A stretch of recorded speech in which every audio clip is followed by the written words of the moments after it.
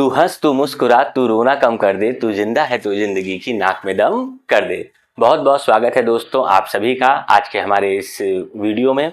और आज दोस्तों हम आप लोगों के लिए लेके आए हैं क्लास 10th का एक क्वेश्चन। ये क्वेश्चन है हमारा कोऑर्डिनेट ज्योमेट्री का।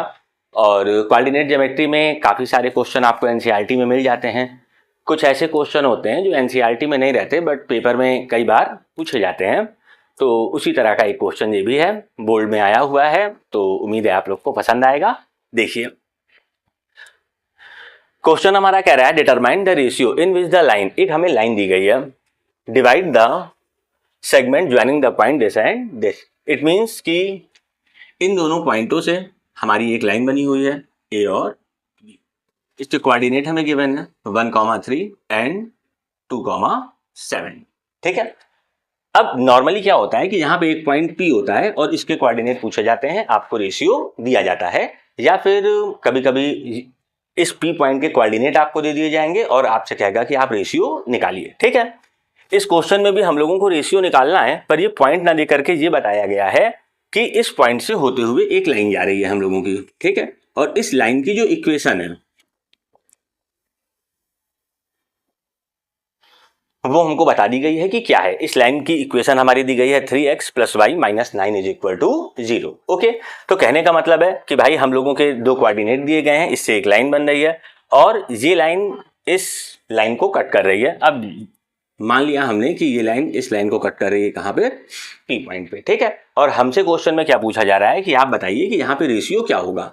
तो चलिए हमने दोस्तों स्टार्टिंग में कंसीडर कर लिया कि जो हमारा रेशियो होगा वो हमारा क्या होगा, m/n। ठीक है।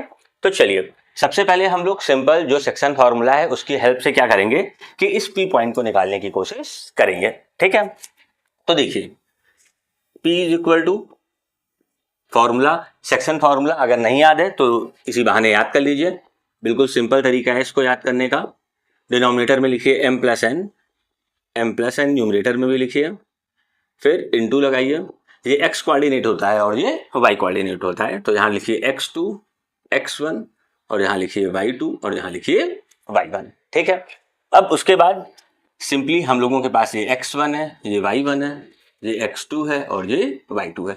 इसकी वैल्यू को यहाँ पर आप लोग क्या करिए, पुट कर दीजिए। ठीक है।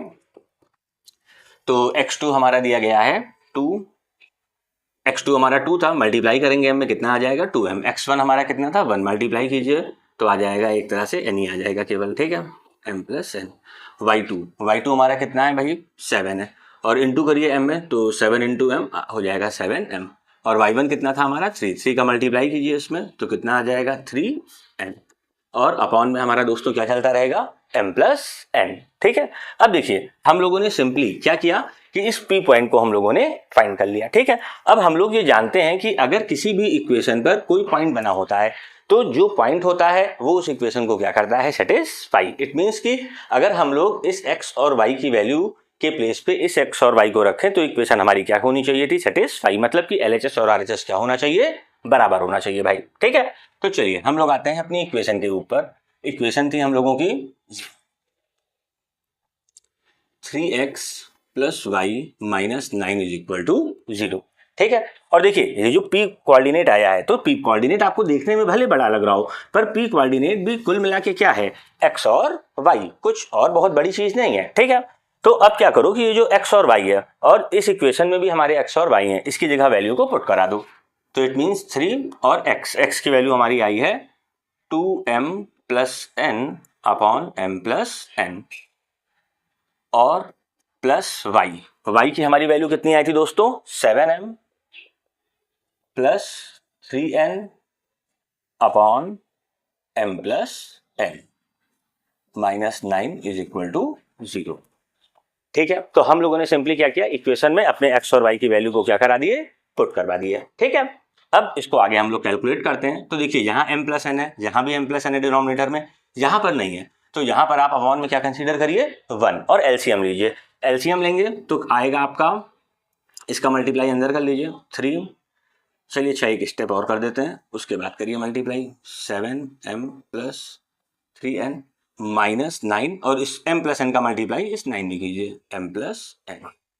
अब ये होल के अपॉन में हमारा क्या आ जाएगा m+n हमारा एलसीएम हो गया और इज इक्वल टू 0। ठीक है, सिंपली हम लोगों ने क्या करा, देखिए यहाँ डिनोमिनेटर सेम था, यहाँ नहीं था, तो इस पूरे का हम लोगों ने एलसीएम लिया और एलसीएम लेके इस स्टेप को सॉल्व कर दिया भाई। ठीक है, उसके बाद थोड़ा सा कैलकुलेशन कीजिए, ये इधर 0 की तरफ जाएगा, 0 हो जाएगा, कोई बात ही नहीं। इस 3 का मल्टीप्लाई कीजिए तो 6m plus 3n plus 7m plus 3n minus plus minus minus 9m और प्लस माइनस माइनस का 9n और इज इक्वल टू 0। ठीक है, 7m का। ठीक है, अब क्या करो भाई कि m वाले को एक साथ प्लस कर लो और n वालों को एक साथ। तो देखिए यहाँ पे आपका 6m है और यहाँ पे आपका 7m है और यहाँ पे आपका माइनस का 9m है। तो पहले इन दोनों को ऐड कर लीजिए, हो जाएगा 13m और इसमें से इसको कर लीजिए माइनस, तो आ जाएगा आपका 4m। ठीक है, और अब n वाले टर्मों को मार्क कर लीजिए। देखिए अब n में आपका 3 था तो हो गया 6 और माइनस 9, तो आंसर आएगा माइनस में और 3n और इज इक्वल टू 0। ठीक है, आप लोग भी अपना प्लस करेंगे तो भाई इतना ही आएगा। ठीक है, करके देख लेना। और उसके बाद अब देखो, जब यहाँ तक हमारा क्वेश्चन लग गया तो उसके बाद क्या करो कि 4m इज इक्वल टू, देखो ये माइनस में था, इस साइड गया, ये किस में हो गया दोस्तों हमारा प्लस में, तो जो 4m था वो किसके बराबर आ गया 3n के। जो 4m है हमारा वो बराबर आ गया 3n के। इसको डिनोमिनेटर में लाओ और इसको इधर डिनोमिनेटर में, तो m रेशियो n जो था हमारा वो कितना आ गया दोस्तों 3:4। ठीक है, तो इस तरह से हम लोगों ने रेशियो निकाला, आप लोगों ने भी